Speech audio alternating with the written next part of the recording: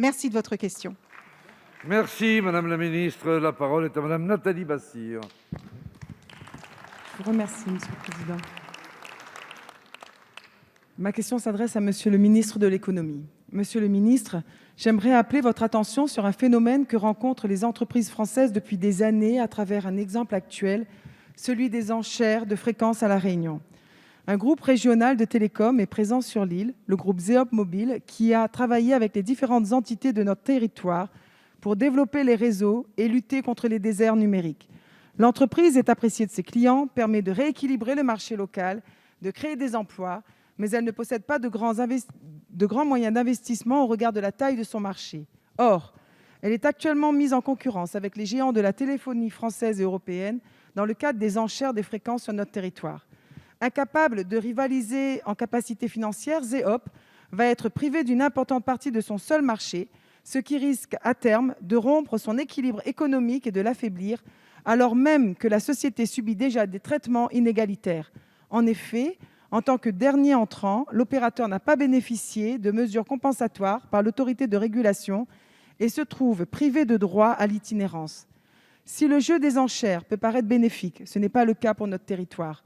Ce jeu vient en faveur d'autres entreprises qui, par leur mode de fonctionnement centralisé et optimisé, n'hésitent pas, par exemple, à supprimer 186 postes à La Réunion en 4 ans pour délocaliser à Maurice.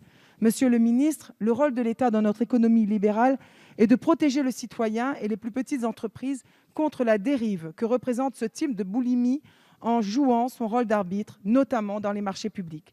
Alors pourquoi mettre en jeu l'avenir d'entreprises prometteuses et créatrices d'emplois en les exposant à une concurrence déloyale?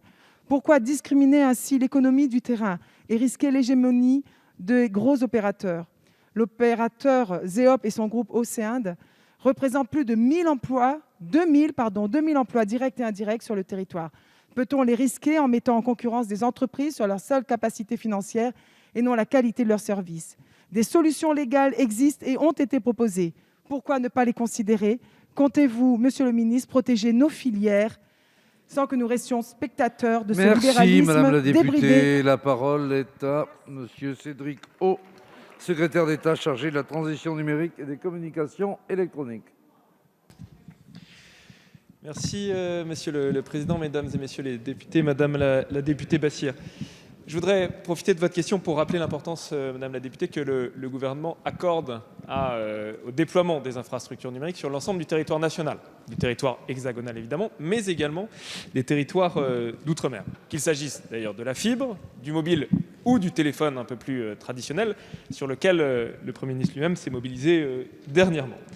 Qui nous amène à faire en sorte que la France soit le pays en Europe dans lequel la fibre est le plus déployée aujourd'hui, puisque la France est le pays qui compte le plus de kilomètres de fibre par habitant, mais c'est aussi le pays dans lequel la fibre se déploie le plus rapidement, puisque la moitié de la fibre qui s'installe en Europe s'installe en France.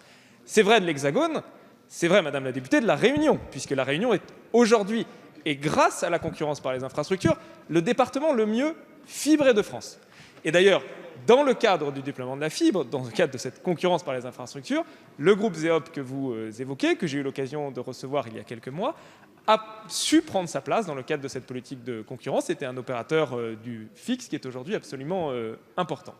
Il y a évidemment un impératif qui nous conduit à faire en sorte que la 5G qui se déploie dans l'Hexagone puisse se déployer le plus rapidement possible. Et vous l'avez dit, nous lançons les enchères pour la 5G à La Réunion dans les jours qui viennent. Et je peux vous assurer, Madame la députée, qu'avec l'ARCEP, nous sommes extrêmement attentifs à faire en sorte que la concurrence puisse prévaloir. Il est absolument indispensable que la concurrence vive sur l'ensemble du territoire national et que les Réunionnais, de la même manière que les habitants de la métropole, puissent le plus rapidement possible profiter des infrastructures numériques qui sont indispensables en matière d'égalité du territoire et qui sont aussi indispensables en matière de développement économique. Merci, Monsieur le Ministre.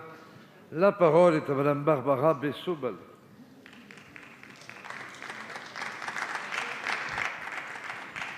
Merci, Monsieur le Président. Monsieur le ministre de l'Agriculture et de l'Alimentation, le Premier ministre a annoncé le 26 novembre 2020 une année de la gastronomie. Entendons-nous bien, la gastronomie, c'est l'art de bien se nourrir. Elle appartient à toutes et à tous. C'est bien celle-ci qui est inscrite au patrimoine immatériel de l'humanité par l'UNESCO qui